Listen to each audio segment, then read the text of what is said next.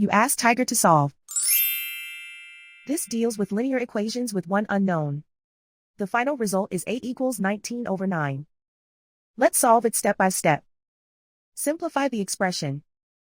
Find the lowest common denominator. Multiply the denominators. Multiply the numerators. Combine the fractions. Combine the numerators. Group all constants on the right side of the equation. Subtract 35/9 from both sides.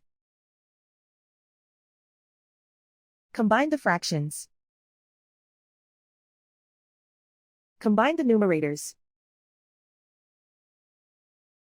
Reduce the zero numerator. Simplify the arithmetic.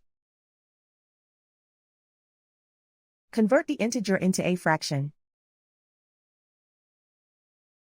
Combine the fractions. Combine the numerators. And so the final result is a equals 19/9.